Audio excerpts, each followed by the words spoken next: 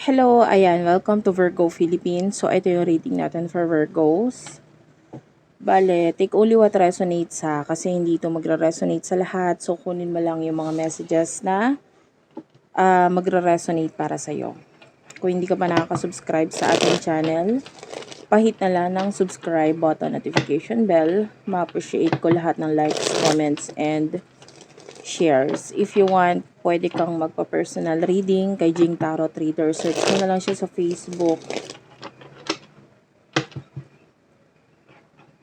Tsaka mamimili nga pala siya ng ipi-personal reading niya ng free, libre po.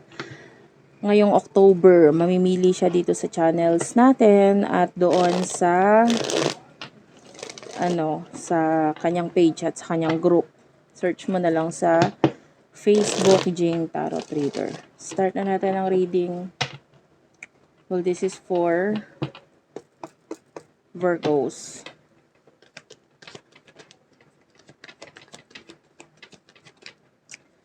Ang topic natin ngayon, tungkol dito sa person na nag-iisip sa'yo ngayon. Ace of Pentacles, the Lovers, Five of Swords, Page of Cups,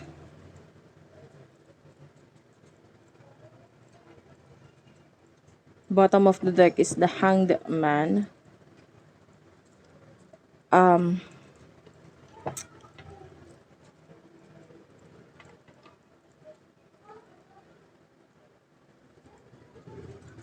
Actually, I can see two people eh. Yung isa may love interest. Pero yung isa parang someone lang na parang may gusto siyang i-offer sa'yo. Maybe something na bago na pwedeng i-offer, na pwedeng may kinalaman sa money. The Hanged Man is here. Ito yung person na may love interest sa'yo. This person is really waiting, naghihintay, and with the Seven of Swords,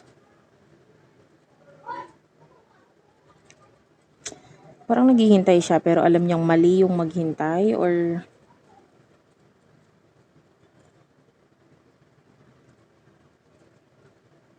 I don't know, for some of you,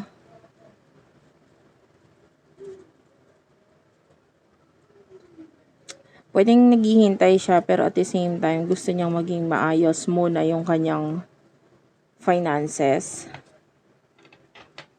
Anyway, the Five of Swords is an energy of big change. So, parang yung person na ito, pwedeng naghihintay siya na something na parang magkaroon muna ng malaking pagbabago sa'yo or sa kanya din, no, financially. And or sa'yo, sa sitwasyon ninyo, yung iba sa inyo kasi,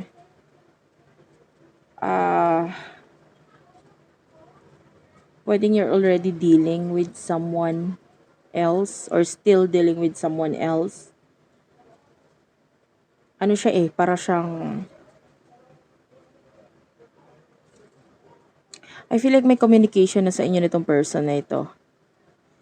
And you would know na siya yung naghihintay sa'yo, no? Pa kung ikaw ito na may kakonect ka, tapos malalaman mo na siya yung naghihintay sa'yo, kung marami siyang nasasabing negative doon sa person na kakonect mo. So, if you're already in a relationship or in a connection, itong taong to parang sinasabi niya, hindi yan, ganyan. Baka mamaya may iba na yan, ganyan-ganyan. So, may mga pahapyaw-hapyaw siyang ganon. And it is because naghihintay talaga siya. Parang naghihintay siya ng opportunity na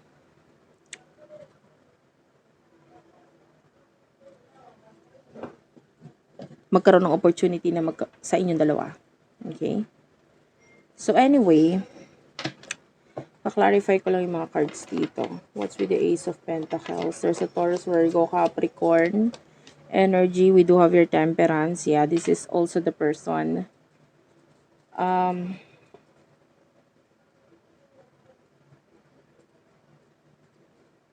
May nakikita akong taong gusto mag-invest sa'yo. Like maybe gusto niya mag-offer ng something sa'yo and then gusto niyang mag-invest. This person is really thinking of you, maybe a friend. And nakikita ka na niya na parang may potential ka talaga. Parang willing ka niyang gastusan.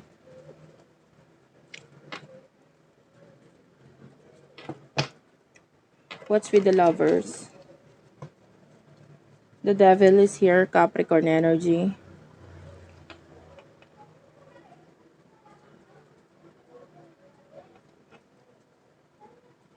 I do feel like this is your energy.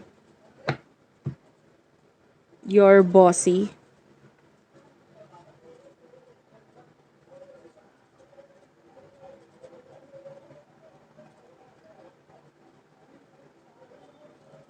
I would like to clarify this. What's with the devil? Six of Swords, Gemini, Libra, Aquarius energy. By the way, medyo maingay sa background ng pagpasensyahan mo na lang.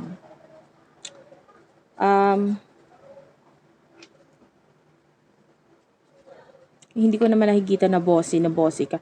Yung nakikita natin sa'yo is like gusto mo lang na maayos ang lahat. Ganun. In a way, sa iba, parang ang tingin nila sa'yo, you're bossy. Pero kasi ikaw yung parang, pag nagkamali kasi kayo, or ikaw, kung sino man itong minamanipulate mo, no? Pare-pareho tayong mahihirapan or masasaktan, parang ganon. So, in a way, hanggat maaari gusto mo perfect. Well, of course, you are a Virgo, you are a perfectionist. Talagang lumaki ka ng ganyan. Talagang pinanganak ka ng ganyan. 'Di ba? Perfectionist kang tao. So, anyway, sorry about my background. Hindi pa masyadong maayos.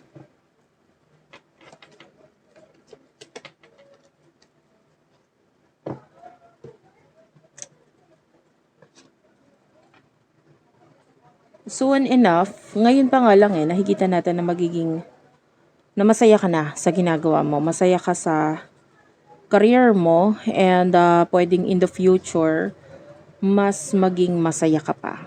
Okay, nakakakita ko sa iyo ng happiness na parang porsigido ka na sa katuparan yung mga plano mo. You do have plans, you are organized, and ilalabas mo yung katangian mo na yon, yung pagiging organized mo. Ayan. Malayo mararating mo guys. With the sun, you do have your bright future. Tuloy-tuloy mo lang yung ginagawa mo. Nandun yung interest mo sa lahat ng bagay. And you do love making money. So, sino ba namang hindi, 'di ba? Pero you do love making money. And nakikita natin na ngayon, gusto mo yung ginagawa mo. So, mahal mo or sabihin na natin na i-enjoy mo yung pag-create ng pera. So, maybe mapunta ka sa work or sa career na parang masaya ka lang na sa ginagawa mo na ito and at the same time kumikita ka. I like this energy. You're very inspired. What's with the Page of Cups? The High Priestess. Oh, there's this person. There's a soulmate na nakikita natin na lulungkot na sasaktan. Yeah. The Fire of Cups and the Nine of Swords is here at the bottom of the deck. Nalulungkot at nasasaktan itong soulmate na ito. Why? Bakit siya nalulungkot at nasasaktan?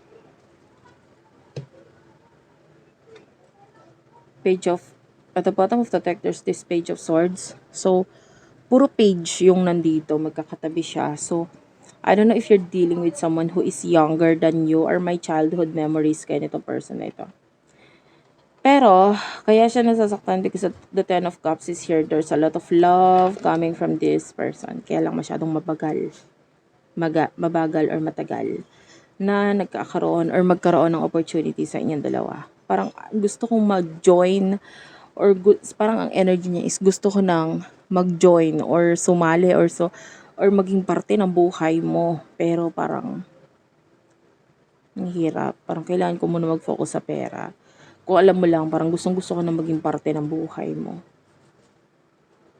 Pero parang napakatagal.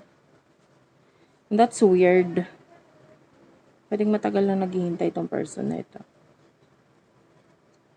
I can see a person who is traveling. Pero hindi maganda yung balita kung bakit siya magta-travel. Maybe there's an ending or a new beginning na hindi maganda para sa kanya. So, I can see big change at saka pagta-travel mula dito sa taong to. And then I can see plano. Pero parang wala masyadong plano. Plano na hindi alam kung anong gagawin, paanong action ang gagawin, parang ganun. This person has a lot of plano. So, I can see a person na pwedeng mamblema din siya, nasasaktan siya kasi papalapit na papalapit yung ending para sa kanya. So, mamblema siya. So, let's talk about your future, Virgo. Ano naghihintay sa future mo? Queen of Cups, Judgment. Oh, I told you, you have success here. The Queen of Pentacles. This is you, and at the bottom of the deck is the Nine of Cups. These are both energies of success. So, nakakita ko ng success para sa'yo. Recognition. Marami ang makakapansin ng mga awards or success na nangyayari sa'yo. Like, kahit hindi ka magsalita, nakukuha mo yung respeto, yung pagkilala, at possible na may mga awards kang makuha dito. Marami kang kayang ipagmalaki, pero alam mo yon, yung parang kahit hindi mo ipagmalaki, nakikita na lang ng mga tao ito sa'yo. And with the Queen of Pentacles, I can see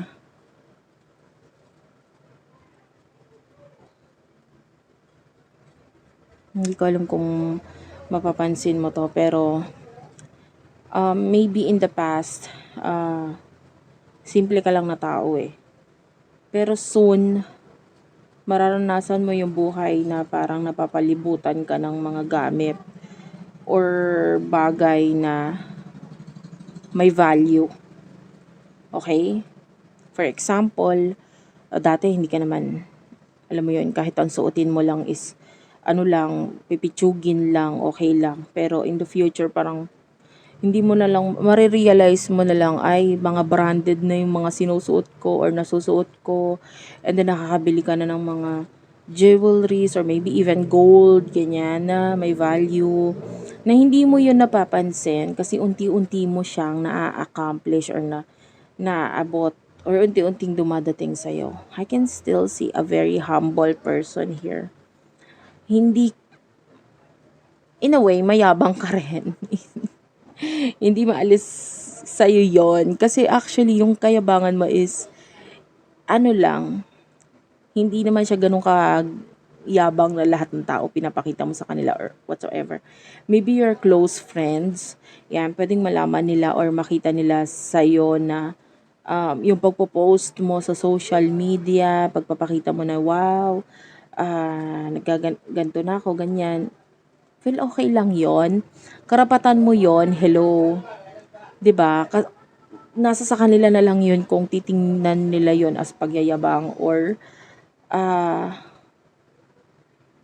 kukunin nila as an inspiration. 'Di ba? Kasi lalo na't alam naman nila kung ano yung mga pinagdaanan mo sa buhay mo. Anyway, yeah, I can really see you being successful in the future. Pagdating sa pera, guided ka ng spirit guides mo, hindi siya aalis dyan sa paligid mo. Diyan lang siya. Thank you for watching. I love you all guys and bye-bye.